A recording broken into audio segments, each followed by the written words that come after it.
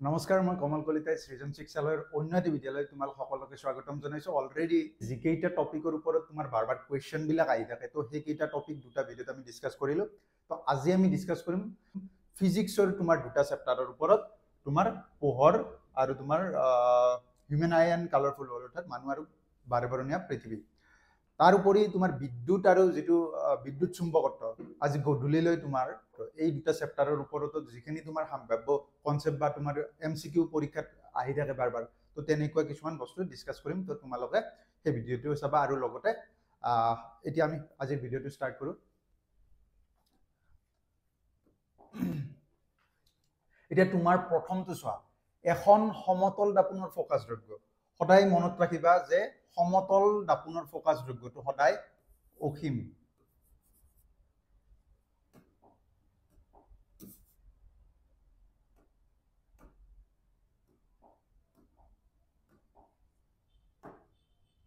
অসীমত সদায় মনত ৰাখিবা এইটো কথা, ঠিক আছে। এতিয়া তোমাৰ নেক্সট কুৱেশ্যনটো দিছে, এখন অবতল দাপোনৰ সন্মুখত 40 সেন্টিমিটাৰ দূৰত্বত এটা লক্ষ্য বস্তু ৰখা হৈছে যাৰ ফ'কাছ দৈৰ্ঘ্য 20 সেন্টিমিটাৰ। প্ৰতিবিম্বৰ প্ৰকৃতি কি হ'ব? তো মেথছটো কৰি চোৱাৰ আগতে সদায় ট্ৰাই কৰিবা যাতে আমি ডায়েগ্ৰামতে ছল্ভ কৰিব পাৰোঁ, কাৰণ এইটো MCQ। মেথছ কৰি চাবলৈ গ'লে তোমাৰ টাইম বৰবাদ হ'ব। যদি নোৱাৰি তেতিয়া তুমি মেথছত যোৱাটো বেটাৰ। এতিয়া চাওঁ আমি, প্ৰথম কৈছে তোমাৰ এখন অবতল দাপোন যাৰ ফ'কাছ দৈৰ্ঘ্য F2 তোমাৰ 20, এইখিনি 20 কৈছে। এতিয়া লক্ষ্য বস্তুটো 40ত আছে, আমাৰ ফ'কাছ দৈৰ্ঘ্যৰ দুগুণ দূৰত্ব। ফ'কাছ দৈৰ্ঘ্যৰ দুগুণ দূৰত্ব মানে আমি গমেই পাওঁ ভাঁজ কেন্দ্ৰৰ কথা কৈছে। তো যদি ভাঁজ কেন্দ্ৰত লক্ষ্য বস্তু আছে তেতিয়াহ'লে আমি অলৰেডি গমেই পাওঁ প্ৰতিবিম্বটো ক'ত গঠন হয়, ভাঁজ কেন্দ্ৰতে গঠন হয়। আৰু কি হয়, ওলোটা আৰু ছেম চাইজৰ হয়। গতিকে চোৱা, এতিয়া প্ৰথম কথা সৎ আৰু ওলোটা আৰু প্ৰতিবিম্বৰ সৈতে একে, অপশ্যন হ'ব তোমাৰ ডি। তো এনেকৈ ট্ৰাই কৰিবা। ইয়াৰ লগত ৰিলেটেড কনচেপ্ট, এতিয়া যিকোনো যদি কুৱেশ্যনতে লক্ষ্য বস্তুৰ প্ৰতিবিম্বক লৈ তোমালোকে এটা ৰুল মনত ৰাখিব পাৰা। অবতল দাপোন বা উত্তল দাপোনে হওক, উত্তলততো তোমাৰ বেছি কুৱেশ্যন নকৰে, কুৱেশ্যন কৰে তোমাৰ অবতল দাপোনৰ ওপৰত। এতিয়া চাবা কনচেপ্টটো কেনেকে বুজি ল'বা। শ্বৰ্ট ট্ৰিকটো আমি জানো যে কেইটামান পাৰ্টিকুলাৰ জেগাতে লক্ষ্য বস্তুবিলাক ৰাখে। এটা ফ'কাছ থাকে, এটা তোমাৰ ভাঁজ কেন্দ্ৰ থাকে, আৰু ইফালে থাকিব তোমাৰ অসীম। অসীমটোক ধৰা মই এটা চাপ'জ নাম অসীম বুলি ক'লো, এইটো জেগাক অসীম বুলি ক'লো। অসীম মানে বাৰু এনেকুৱা পইণ্ট নাথাকে, মই ধৰি লৈছোঁ যে অসীম। এতিয়া তুমি নাম্বাৰিং কৰিবা। প্ৰথম লক্ষ্য বস্তুটো সদায় অসীমত থাকে, তাৰপিছত অসীম আৰু ভাঁজ কেন্দ্ৰৰ মাজত 2 নম্বৰ পইণ্ট। 3 নম্বৰ পইণ্টটো হ'ল ভাঁজ কেন্দ্ৰত থাকে লক্ষ্য বস্তুটো, কেতিয়াবা ইয়াত থাকে, কেতিয়াবা ফ'কাছত থাকে, আৰু কেতিয়াবা তোমাৰ ফ'কাছ আৰু মেৰুৰ মাজত থাকে, ঠিক আছে। ছেম প্ৰতিবিম্বৰ কাৰণে সেইকেইটা পজিশ্যনৰ তলত নাম্বাৰিং কৰি 6ৰ পিছত তোমাৰ আহিব 7, 8, 9, এইখিনি মাজত থাকিব 10, 11। খালি মনত ৰাখিবা 12টো ইয়াত নহয়, 12টো পিছফালে, ঠিক আছে। এতিয়া তোমালোক এইটো মনত আইডিয়া থাকিব লাগিব যে 1টো ক'ত আছিল, 2টো ক'ত আছিল, এইখিনি আইডিয়া লগাই ল'বা। তাৰপিছত মাইণ্ডতে পাৰা হৈ যাব, তোমালোকে আনচাৰবিলাক কৰিব। এতিয়া যদি চাপ'জ তোমাক সোধে এইটো চৰি তাৰাকেইটা বুজি লোৱা যে ৰুলটো কি, সদায় 12 ৰুলটো মনত ৰাখিবা। যেনেকে তোমালোকৰ কি পৰীক্ষাত যেনেকে 12 বাজি আছে, ঠিক তেনেকে তোমাৰ কি হ'ব, এই ৰুলটো 12। এতিয়া কি ৰুলটো, যে সদায় যোগ কৰি 12। তাৰমানে যদি লক্ষ্য বস্তু অসীমত থাকে 12 হ'ব লাগে, 1ৰ লগত কি যোগ কৰিম, 11। তো প্ৰতিবিম্ব ক'ত গঠন হ'ব, ফ'কাছত। যদি অসীম আৰু ভাঁজ কেন্দ্ৰৰ মাজত থাকে তেতিয়াহ'লে ক'ত গঠন হ'ব, 2 ৰ 12, ঠিক আছে। আৰু যদি ভাঁজ কেন্দ্ৰত থাকে 9 × 3 = 12, ঠিক আছে। তো তেনেকে 4 × 8 = 12। অৰ্থাৎ যদি তোমাক সোধে যে এটা লক্ষ্য বস্তু ভাঁজ কেন্দ্ৰ আৰু ফ'কাছৰ মাজত আছে, তেতিয়াহ'লে প্ৰতিবিম্বৰ অৱস্থান কি হ'ব, তোমালোকে আগে মাইণ্ডতে ভাবিবে যে কোনটো নাম্বাৰত পৰিব। ভাঁজ কেন্দ্ৰ 4 নম্বৰত পৰে, তো 4 নম্বৰত 8 হ'ব লাগিব। 8 হ'লে 7ৰ তলত আছিল, 7ৰ পৰা 7, 8, তাৰমানে চিৰ কি হ'ব, বাহিৰত। তো এনেকে বা পটককৈ এইকেইটা আঁকি গম পাবা। নাম্বাৰ আঁকিলে তোমাৰ টাইমটো বাচি যাব, যদি ছবি আঁকিছো টাইম বৰবাদ হৈ যাব। গতিকে এনেকে মনত ৰাখিবা 5, 7, 12। খালি এইটো মনত ৰাখিবা 6টো মানে কি হয়, ডাইৰেক্ট 12, 6টো নিমিলে, তাৰমানে তোমাৰ এইটো মনত ৰাখিলে হ'ল, 6টো পিছফালে, ঠিক আছে। তো এইটো ৰুলৰ দ্বাৰা তুমি তৎক্ষণাত কি কৰিব পাৰিবা, আনচাৰ কৰিব পাৰিবা। নেক্সট চাবা, থাৰ্ডটো দিছে, এজন ল'ৰাই অধ্যয়ন কৰি পালে যে উত্তল দাপোনে সদায় ইয়াৰ স্থানৰ বিপৰীতে অসৎ প্ৰতিবিম্বৰ গঠন কৰে। কি কাৰণত ই অসৎ প্ৰতিবিম্ব গঠন কৰে? উত্তল দাপোন এখনে কিয় অসৎ প্ৰতিবিম্ব সৰি উত্তল দাপোন এখনে কিয় অসৎ প্ৰতিবিম্ব গঠন কৰে আমি গম পাওঁ যে যদি মই ৰেখা দুডাল সমান্তৰালকে লওঁ সাপোজ বেলেগ কিয় ল'ব পাৰা তুমি সমান্তৰালকে ল'লে গম পাওঁ যে কি হয় যেনেকে তোমাৰ অবতল দাপোনত কি হৈছিলে তোমাৰ সাপোজ এটা এফ ললো ফোকাসে দি গৈছিল ধৰা ফোকাসে দি গ'ল এনেকে গৈছিল তো আগতে কি হৈছিল তোমাৰ প্ৰকৃত কটাকটি কৰিছে মানে আসলকৈ তোমাৰ এইডাল আছিল প্ৰতিফলিত ৰশ্মি আসলকৈ আহিছে খুন্দা খাই কিনে এইডাল আছিল প্ৰতিফলিত ৰশ্মি আসলকৈ আহিছে গতিকে প্ৰকৃত কটাকটি কৰিছে ইয়াত গতিকে তাত প্ৰতিবিম্ব হৈছে আৰু সেইটো সৎ আৰু ওলোটা হৈছে ইয়াত অসৎ হোৱাৰ কাৰণ কি প্ৰকৃত কটাকটি নকৰে অৰ্থাৎ কি হয় আপাতভাৱে কটাকটি কৰিব কাৰণ কি হয় প্ৰতিফলিত ৰশ্মিবিলাক দূৰলৈ গুচি যায় ঠিক আছে তো এতিয়া অপশন চোৱা কিন্তু আপাতভাৱে কটাকটি কৰে যদি বঢ়াই দিলে কাটিব গতিকে এনেকুৱা অপশন চোৱা যে কাৰণ প্ৰতিফলিত ৰশ্মিবোৰ কেতিয়াও কটাকটি নকৰে শুদ্ধ কাৰণ প্ৰতিফলিত ৰশ্মিবিলাকে কটাকটি কৰা নাছিল বঢ়াই দিলে বাৰু কটাকটি কৰে এইটো অপশন নাই নহয় তোমাৰ গতিকে অপশন কি হ'ব তোমাৰ ফাৰ্ষ্টটোৱে হ'ব ঠিক আছে কাৰণ প্ৰতিফলিত ৰশ্মি এটা বিন্দুলৈ অভিহাৰী হয় চোৱা এইটোতো ডাইৰেক্ট ভুল কিয় কাৰণ প্ৰতিফলিত ৰশ্মিবোৰ এটা বিন্দুলৈ অভিহাৰী হয় প্ৰতিফলিত ৰশ্মিবোৰ অভিহাৰী হৈছে জানো ই এইফালে যায় আছে ই এইফালে যায় আছে অভিহাৰীটো হোৱা নাই অপহাৰী হৈছে দূৰলৈ গুচি যায় আছে গতিকে চাই লাভ নাই তাৰপিছত নেক্সটটো চোৱা কৈছে যে গাড়ীৰ পিছলৈ চোৱা দাপোন এখনৰ বিবৰ্ধন তো গমে পোৱা গাড়ীৰ পিছলৈ চাবলৈ আমি কি ব্যৱহাৰ কৰোঁ উত্তল দাপোনৰ বিবৰ্ধন মনত ৰাখিবা যদি দাপোনখন সমতল হয় সমতল দাপোনত কি হয় +1 বিবৰ্ধন দিয়ে উত্তল দাপোন এখন যদি চাওঁ উত্তল দাপোন এখনত সদায় কি হয় তোমাৰ সাপোজ এইটো লক্ষ্য বস্তু এইটো তোমাৰ কি এনেকে গৈছে সাপোজ এইটো ফোকাস আৰু ইয়াত সাপোজ ধৰা ভাঁজ কেন্দ্ৰ আছে আৰু এডাল যদি তুমি ভাঁজ কেন্দ্ৰ দি লোৱা ডট ডট বাৰু দিয়া নাই মই এতিয়া তো ইয়াত কটাকটি কৰিছে সদায় উত্তল দাপোনৰ ক্ষেত্ৰত কি হয় লক্ষ্য বস্তুতকৈ প্ৰতিবিম্বটো সৰু ডেট মিন্স কি বিবৰ্ধন মানে কি আছিল যে লক্ষ্য বস্তুতকৈ প্ৰতিবিম্বটো কিমান গুণে ডাঙৰ বা কিমান গুণে সৰু সেইটোকেতো বিবৰ্ধন বুলি কয় তো গতিকে বিবৰ্ধনটো কি হ'ব যেটো সৰু একতকৈ কম হ'ব গতিকে কি হ'ব তোমাৰ একতকৈ কি একৰ সমান হ'লে তো সমতল দাপোন হ'ব একতকৈ ডাঙৰ হ'লে বেছিভাগ কণ্ডিশ্যনত তোমাৰ কি হয় অবতল দাপোন হয় আৰু একতকৈ সৰু হ'ব তোমাৰ কি উত্তল ঠিক আছে নেক্সট চোৱা কৈছে যে 10 সেন্টিমিটাৰ ফোকাস দৈৰ্ঘ্যৰ অবতল দাপোন এখনৰ সহায়ত এজন ছাত্ৰই এটা পৰীক্ষা কৰিলে তেওঁ বস্তুটো দাপোনৰ সন্মুখত 15 সেন্টিমিটাৰ দূৰত্বত ৰাখিলে এতিয়া প্ৰতিবিম্বটো গঠন হ'ব প্ৰথম কথা 10 সেন্টিমিটাৰ অবতল দাপোন বুলি কৈছে অবতল দাপোন এখনৰ ফোকাস দৈৰ্ঘ্য কৈছে f2 কৈছে 10 এজন ছাত্ৰই এটা পৰীক্ষা কৰোঁতে বস্তুটো দাপোনৰ সন্মুখত 15 সেন্টিমিটাৰ দূৰত্বত ৰাখিলে তাৰ মানে লক্ষ্য বস্তুটো 10 ইয়াৰ মাজত আছে ওকে 15 সেন্টিমিটাৰত ঠিক আছে এইটো সি এতিয়া প্ৰতিবিম্বৰ গঠন হ'ব প্ৰথম কথা পিছফালেতো নহয় ঠিক আছে চোৱা আইডিয়া লগাই পাৰি মেথছটো নকৰাকে তুমি মেথছটো কৰি চালেও আনসাৰ পাই যাবা এতিয়া চোৱা প্ৰতিবিম্বটো ক'ত গঠন হৈছে দাপোনৰ পিছফালে গঠন হৈছে জানো দাপোনৰ পিছফালেতো হ'ব নোৱাৰে দাপোনৰ সন্মুখত এইটো বা এইটো হ'ব এতিয়া আমি গমে পাওঁ কি প্ৰথমতে শিকাই দিছো যে কি এইটো 1 তাৰপিছত কি 2 এইটো পৰে 3 অসীমত 1 2 3 4 হলে 8 ফুললি গোট আছিল 7 8 অৰ্থাৎ কি হ'ব সিৰ বাহিৰত হ'ব অৰ্থাৎ 20তকৈ বেছি হ'ব গমে পাই 20তকৈ বেছি হ'ব কাৰণ 12 হ'ব লাগে 4 8 12 মানে কি হ'ব 20তকৈ নিশ্চয় পিছফালে আছে গতিকে 20তকৈ বেছি মানে কোনটো হ'ব এইটো হ'ব তো মেথছটো তেনেকৈ তুমি নকৰাকে আনসাৰ পাই যাবা এই ৰুলটো ভালকে বুজি ল'বা যেটো শিকাল বলব আগতে নেক্সট চাবা দূৰত থকা এটা উপ অট্টালিকাৰ সম্পূৰ্ণ প্ৰতিবিম্ব কোনখন দাপোনৰ সহায়ত পাব পাৰি তো দূৰত এটা তোমাৰ অট্টালিকা আছে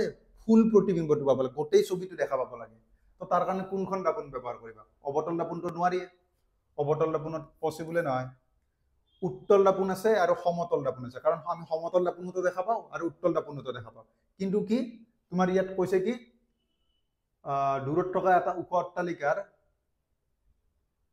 সম্পূৰ্ণ প্ৰতিবিম্ব পাব লাগিব তো এইটোতো হ'বই নোৱাৰে এতিয়া সম্পূৰ্ণ পাব লাগিলে উত্তল দাপোন ব্যৱহাৰ কৰিব লাগিব ঠিক আছে কাৰণ উত্তল দাপোনে কি কৰে সৰুকে দেখায় বস্তুটো গতিকে গোটেই প্ৰতিবিম্ব পাই যাবা ঠিক আছে গতিকে অপচন হ'ব তোমাৰ উত্তল দাপোন নেক্সট চাবা কৈছে যে এজন ছাত্ৰই 15 সেন্টিমিটাৰ উচ্চতাৰ এটা ফ্লাক্সৰ সহায়ত অৱতল দাপোন এখনত এটা পৰীক্ষা কৰি ইয়াৰ প্ৰতিবিম্বৰ উচ্চতা 75 সেন্টিমিটাৰ পালে, সৰি 45 সেন্টিমিটাৰ পালে। বিবৰ্ধনৰ মান কিমান? আমি জানো দাপোনৰ ক্ষেত্ৰত বিবৰ্ধনটো কি আছিল তোমাৰ -v/u = h/h। এটা তোমাক কি দিছে এজন ছাত্ৰ 15 সেন্টিমিটাৰ উচ্চতাটো দিয়া আছে, h টো দিয়া আছে 15 সেন্টিমিটাৰ। পৰীক্ষা কৰি ইয়াৰ প্ৰতিবিম্বৰ উচ্চতা পালে তোমাৰ 45 হয়নে? তো m = কি হ'ব এতিয়া 15 ৰে কেইবাৰ যাব 3 বাৰ 3 গুণ, গতিকে আনসাৰ কি হ'ব +3। কিমান হ'ব 3 গুণ আগতকৈ ডাঙৰ হ'ল। নেক্সট চাবা তলৰ কোনটো বিকল্পে এটা বিন্দু উৎসৰ পৰা আপতিত পোহৰৰ সমান্তৰাল কিৰণ উপলব্ধ কৰায়?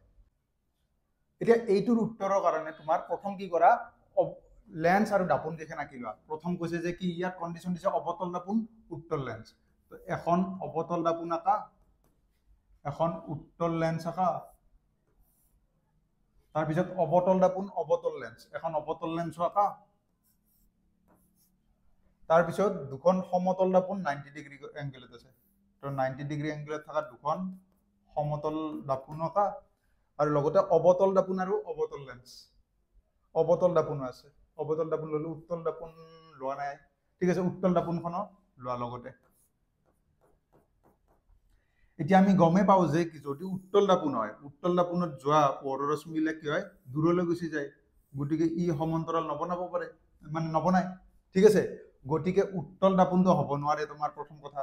তাৰপিছত ইয়াত ধৰা এটা বিন্দু উৎস আছে, ইয়াৰ পৰা এইডাল আপতিত ৰশ্মি ই এটা বেলেগ এংগেলত প্ৰতিফলিত হ'ব, আৰু ঠিক তেনেকৈ ইয়াৰ ডাল আৰু বেলেগ ফালে প্ৰতিফলিত হ'ব। গতিকে এইডাল আৰু এইডালটো মানে কি তোমাৰ সমান্তৰাল নহয়, বুজিছানে? গতিকে বিন্দু উৎসৰ পৰা যিবিলাক প্ৰতিফলিত ৰশ্মিবিলাক কি নহয় তোমাৰ সমান্তৰাল নহয়, গতিকে সমতল দাপোনো নহয়।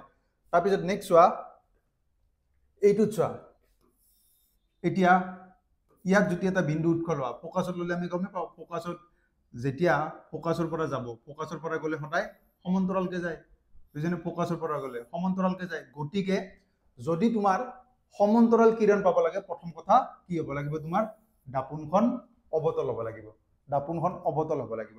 আৰু লেন্সৰ ক্ষেত্ৰতো চোৱা, আমি গম পাওঁ এই লেন্সখনো কি হয় তোমাৰ সদায় পোহৰৰ ৰশ্মিবিলাক কি কৰে ই আকৌ বেছি ডাইভাৰ্জ কৰি দিয়ে, বুজিছানে? গতিকে এইটো পসিবল নহ'ব, সমান্তৰাল কিৰণ নাপাম আমি ইয়াৰ পৰা।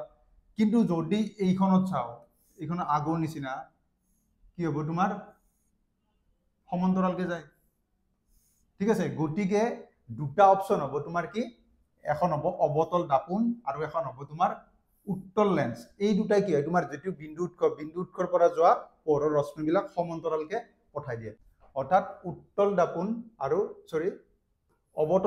উত্তল লেন্স, অৱতল দাপোন আৰু উত্তল লেন্স তো হ'ব তোমাৰ প্ৰথমটো আনসাৰ। এতিয়া নেক্সট কুৱেশ্যনটো চোৱা, অৱতল দাপোনত 0.6 বিবৰ্ধন পাবলৈ লক্ষ্যবস্তু থাকিব লাগিব। এতিয়া অৱতল দাপোন এখন যদি আঁকি চোৱা তুমি, প্ৰথম কথা সদায় কৈছো যে ডায়াগ্ৰামেদি সলভ কৰিব ট্ৰাই কৰিবা, নোৱাৰিলে আমি মেথছেদি চেষ্টা কৰিম। তো পইণ্ট কেইটা মনত আছে তোমাৰ এফ চি, ইয়াত আছিল 1, ইয়াত আছিল 2, ইয়াত আছিল তোমাৰ 3, 4, 5, 6, 7, 8, 9, 10, 11 আৰু 12, ঠিক আছে।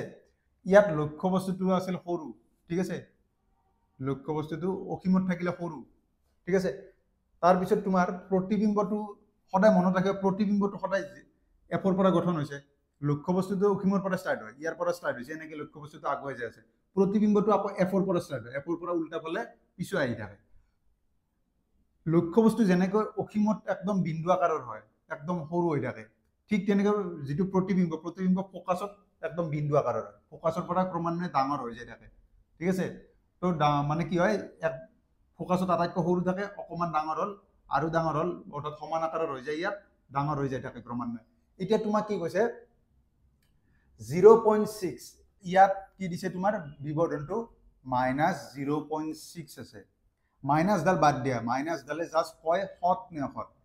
এই মানটো চোৱা, মানটো তোমাৰ কি হয় 0.6 মানে একতকৈ সৰু ঠিক আছে 0.6 মানে যেতিয়া একতকৈ সৰু আমি গম পাও যেতিয়া লক্ষ্যবস্তু ইয়াত থাকে ইয়াত প্ৰতিবিম্ব গঠন হয় তেতিয়া বিবৰ্ধনটো তোমাৰ কি হয় সমান সমান হয় এক হয় বিবৰ্ধন মনত ৰাখিবা যেতিয়া প্ৰতিবিম্ব আৰু লক্ষ্যবস্তু সমান আকাৰৰ হলে বিবৰ্ধনটো 1 হয় বিবৰ্ধন 1 মানে সেম আকাৰৰ বিবৰ্ধন 1 তকৈ যেতিয়া বেছি হ'ব মানে কি প্ৰতিবিম্বটো ডাঙৰ আকাৰৰ আৰু বিবৰ্ধন মানে যেতিয়া তোমাৰ 1 তকৈ সৰু হ'ব প্ৰতিবিম্বটো লক্ষ্যবস্তুতকৈ সৰু হ'ব তো ইয়াত গম পাইছো যে এইখিনি চাই কিনে মাইনাস ডাল বাদ দিয়া মাইনাস ডাল বেলেগ কাৰণত আহে কলুৱে এটু তোমাৰ যেটো বিবৰ্ধনটো একতকৈ সৰু গতিকে প্ৰতিবিম্বটো নিশ্চয় আগতকে যেটো লক্ষ্যবস্তু আছে তাতকৈ সৰু এতিয়া আমি অলপ আগতে কলো যে কি হয় প্ৰতিবিম্বটো এইফালে গলে ক্ৰমান্বয়ে ডাঙৰ হৈ যাব নিশ্চয় প্ৰতিবিম্বটো এইফালে আছে ঠিক আছে একতকৈ সৰু মানে এইখিনিৰ কৰবাত আছে ঠিক আছে এতিয়া প্ৰতিবিম্ব ষ্টাৰ্ট হয় ওপৰ পৰা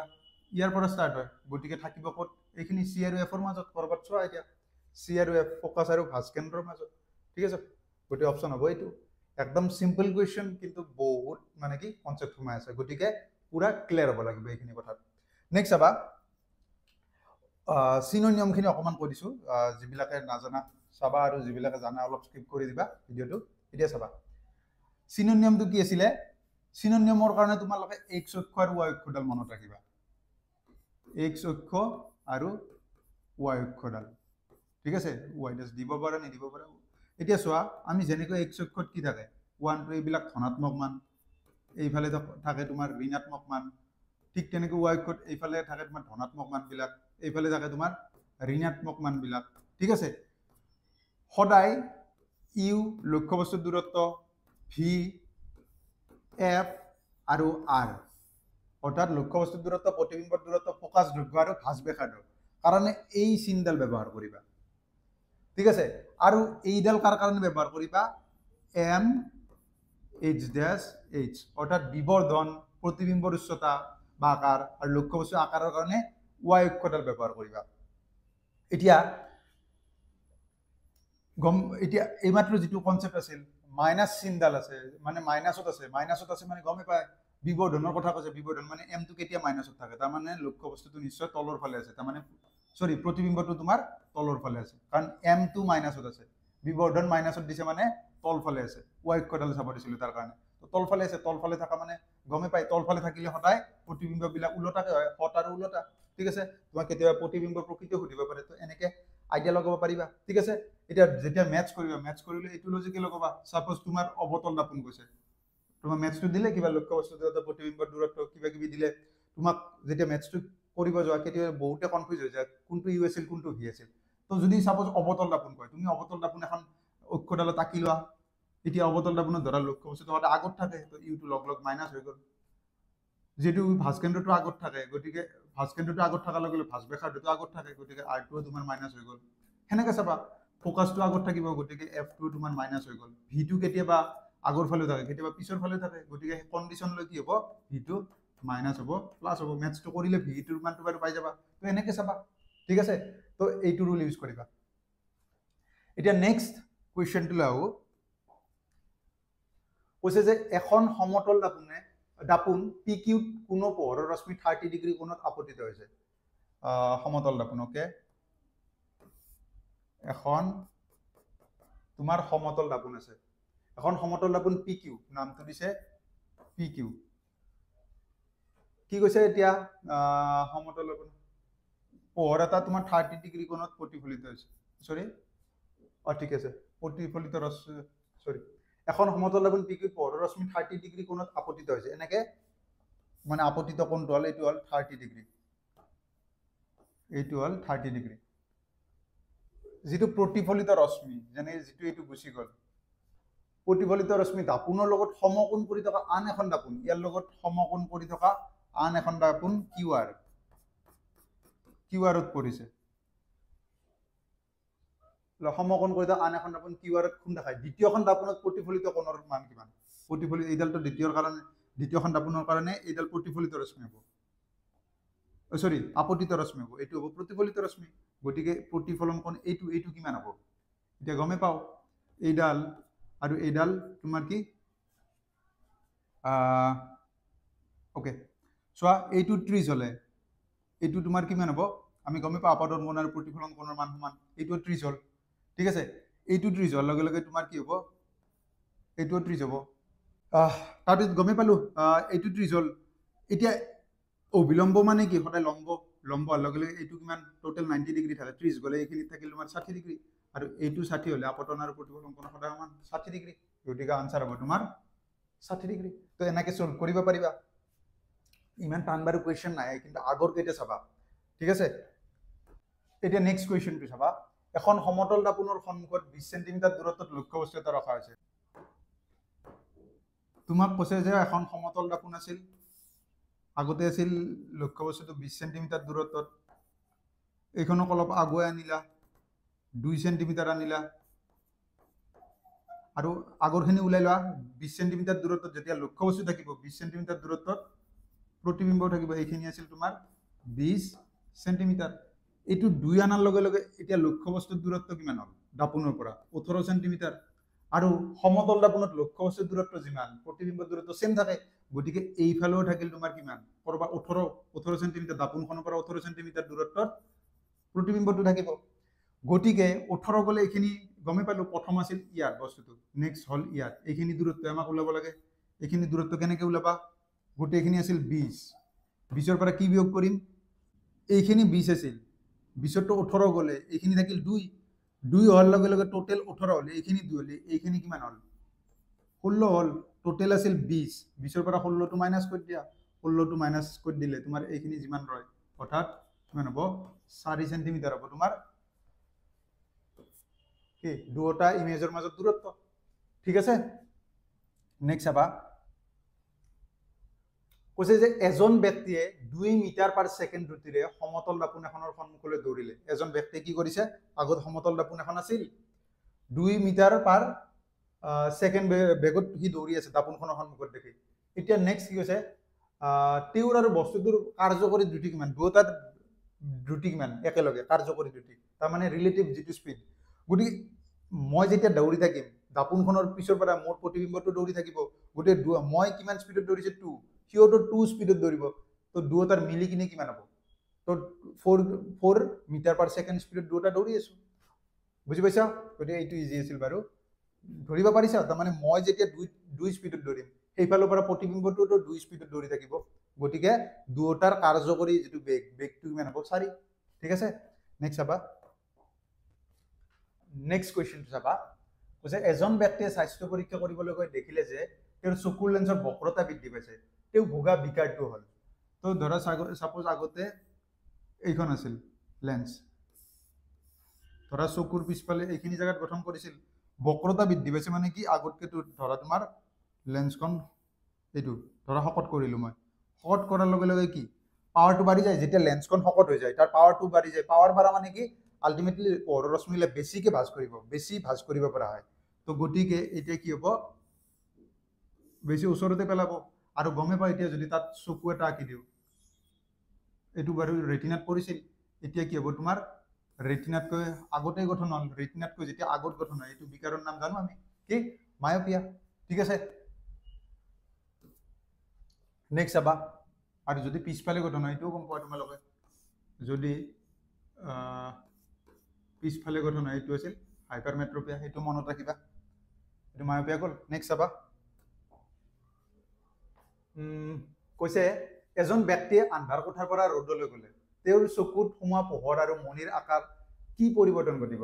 আন্ধাৰৰ পৰা যেতিয়া পোহৰত যায়, চকুৰ মণিৰ আকাৰ সৰু হ'ব, আন্ধাৰৰ পৰা পোহৰত গ'লে ন, আন্ধাৰৰ পৰা যেতিয়া পোহৰত যায়, পোহৰত তাৰমানে চকুৰ আমাৰ কি এটা নেচাৰ আছে যে চকুটো প্ৰটেক্ট কৰি ৰাখিব বিচাৰে, ভিতৰৰ অংশ যেনেকৈ বাহিৰৰ অংশ আমাৰ প্ৰটেক্ট কৰিবৰ কাৰণে আমি কি কৰোঁ, বিভিন্ন কাপোৰ চাপোৰ পিন্ধো যাতে ছানবাৰ্ণ হ'ব নোৱাৰে, কিবা হ'ব নোৱাৰে। ঠিক আছে, ঠিক তেনেকৈ চকুৰ বৈশিষ্ট্যটো কি যে চকুৱে তোমাৰ কি কৰিব বিচাৰে, আমাৰ চকুটো প্ৰটেক্ট কৰি ৰাখিব বিচাৰে। তো কেনেকৈ প্ৰটেক্ট কৰি ৰাখিব ভিতৰৰ অংশ, তো তাৰ কাৰণে চকুৰ যিখন তোমাৰ আইৰিছ, চকুৰ যিখিনি আইৰিছ আছিল, আইৰিছে তোমাৰ কি কৰে, মণিৰ আকাৰটো সাল সলনি কৰি থাকে। যেতিয়া ৰ'দত যাবা তোমাৰ আইৰিছ বিলাক ওচৰ চাপি আহে, চকুৰ মণিৰ আকাৰটো সৰু কৰি দিয়ে। ঠিক আছে, এইটো ধৰা তোমাৰ চকুৰ আগফালৰ পৰা দেখিলা, এইটো আছিল চকুৰ মণি। যেতিয়া তুমি আন্ধাৰত থাকিবা, এইটো কি হ'ব, আইৰিছ বিলাকে থাকে, কলা কলা বিলাক তোমাৰ দূৰে দূৰে গুচি যায়, গুচি যোৱাৰ লগে লগে তোমাৰ চকুৰ যিটো মণিটো ডাঙৰ হয়, যেতিয়া পোহৰত যাবা ওচৰ চাপি আহে, গতিকে চকুৰ মণিটো সৰু হৈ যায়। এতিয়া গতিকে চকুৰ মণিৰ আকাৰ সৰু হ'ব, আন্ধাৰৰ পৰা পোহৰত গৈছে। আৰু চকুত কমকৈ পোহৰ প্ৰৱেশ কৰিব, প্ৰথমতে শুদ্ধ। নেক্সট চাবা,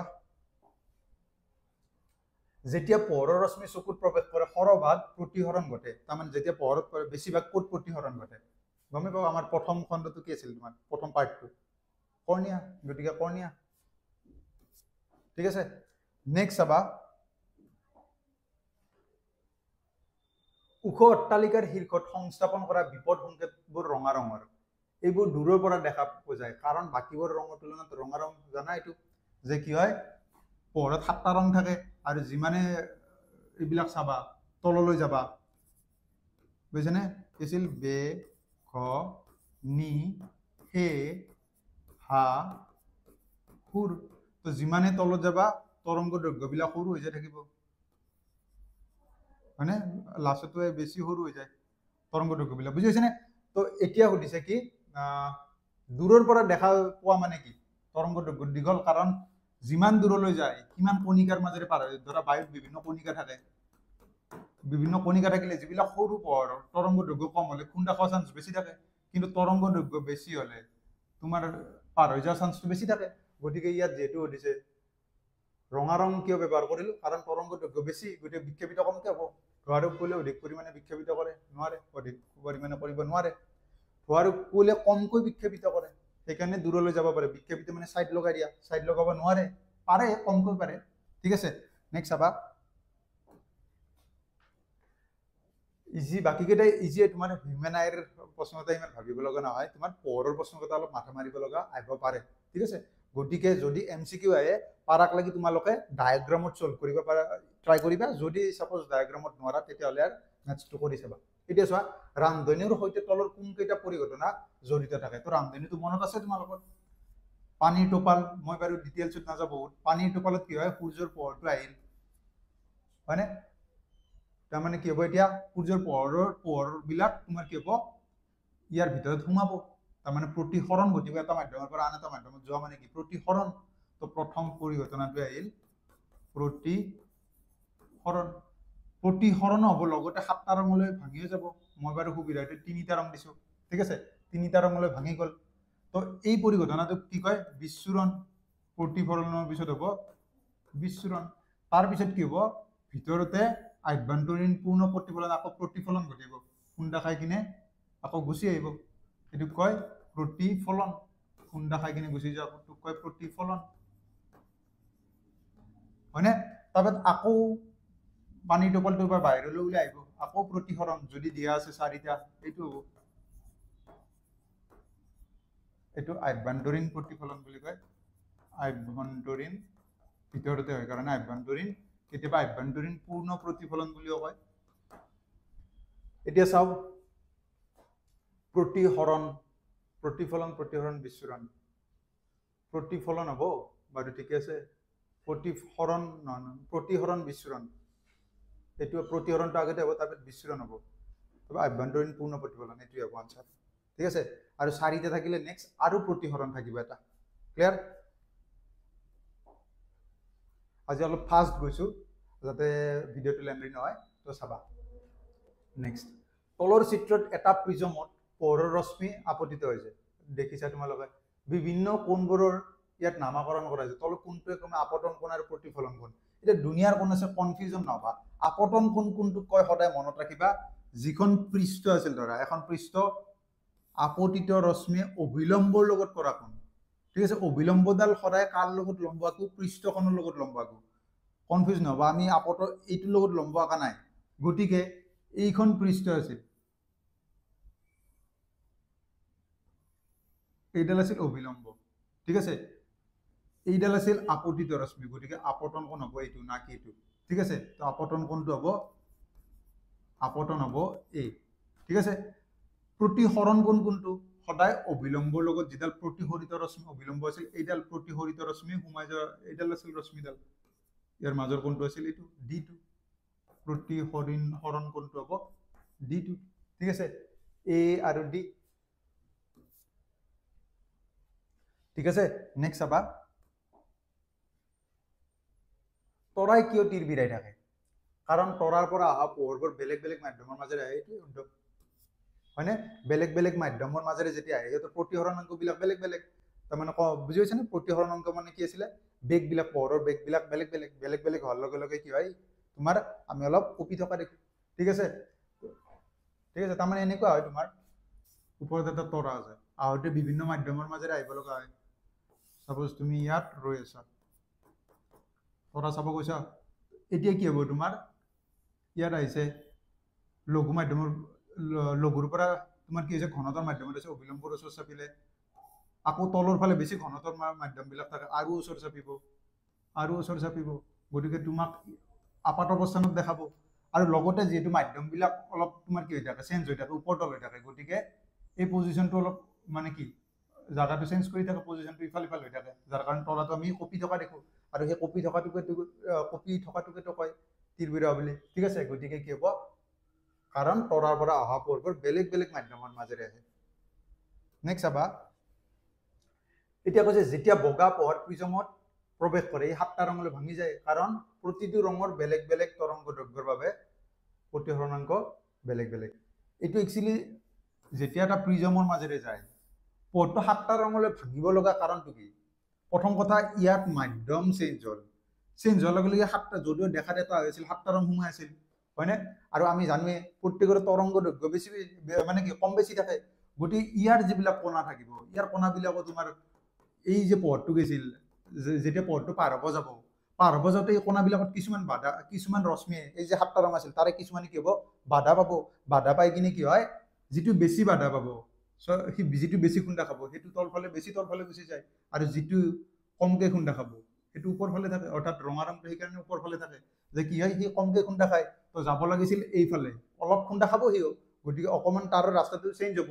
কিন্তু যিটো নীলাটোই যিমান হৈছিল, ৰঙাটো নহয়, কাৰণ ৰঙাটো কমকে বিক্ষেপিত হ'ব, গতিকে মোটামুটি তাৰ আশপাশে থাকিব। ঠিক আছে, তো এতিয়া কি হ'ব, প্ৰতিটো ৰঙৰ বেলেগ বেলেগ তৰংগ দৈৰ্ঘ্যৰ বাবে প্ৰতিসৰণাংক বেলেগ বেলেগ। তো অপশ্যন কি হ'ব তোমাৰ? এতিয়া প্ৰথমটোৱে, যে বেলেগ বেলেগ তৰংগ দৈৰ্ঘ্যৰ বাবে প্ৰতিসৰণাংক বেলেগ বেলেগ। তাৰপিছত নেক্সটটো চাবা, কি দিছে? যেতিয়া বায়ুৰ পৰা পোহৰ এটা প্ৰিজমত প্ৰৱেশ কৰে, বিচ্যুতি কোণৰ মান ডেছ ৰঙৰ বাবে সৰ্বনিম্ন হয়। এতিয়া ফাৰ্ষ্ট তোমালোকে এটা প্ৰিজম আঁকি চোৱা। তো প্ৰিজম এটা আঁকি চালো, আৰু আপতিত এডাল ৰশ্মি লোৱা। ঠিক আছে, ধৰা এইডাল বগা পোহৰ হোৱাৰ লগে লগে সাপোজ 7টা ৰঙলৈ ভাঙি যায়, মই 3টা ৰং ললো, ইও এনেকৈ গ'ল, ইও এনেকৈ গ'ল, ইও এনেকৈ গ'ল। এতিয়া যদি চাওঁ, বিচ্যুতি কোণ মানে কি আছিল, প্ৰথম কথা বুজাই দিছো। বিচ্যুতি কোণ মানে আছিল, সাপোজ এইটো এটা প্ৰিজম, এইডাল আপতিত ৰশ্মি, এইটো তোমাৰ আছিল মানে অলপ বেকা হ'ল, বেকা কিনে এইফালে গুচি গ'ল। বিচ্যুতি কোণ মানে কি, কেনেকৈ যাব লাগিছিল, কোনফালে যাব লাগিছিল, গ'ল কোনফালে, মানে কিমান বিক্ষেপিত হ'ল। যাব লাগিছিল তোমাৰ এনেকে, এনেকে যাব লাগিছিল, কিন্তু গ'ল লাষ্টত চোৱাচোন কিমান ভাঁজ লাগি গ'ল। যাব লাগিছিল সেনেকে যাই থাকিব লাগিছিল, গ'ল ইমান। তো কেনেকে যাব লাগিছিল আৰু কিমান ভাঁজ খালে, তাৰ মাজৰ যিটো কোণ, তো সেই কোণটো, এই কোণটোকে কি বুলি কয়? বিচ্যুতি কোণ বুলি কয়। ঠিক আছে, বিচ্যুতি কোণ বুলি কয়। ঠিক আছে, গতিকে ইয়াৰ ক্ষেত্ৰত চেক কৰা, যাব লাগিছিল কোনটো, এইটো।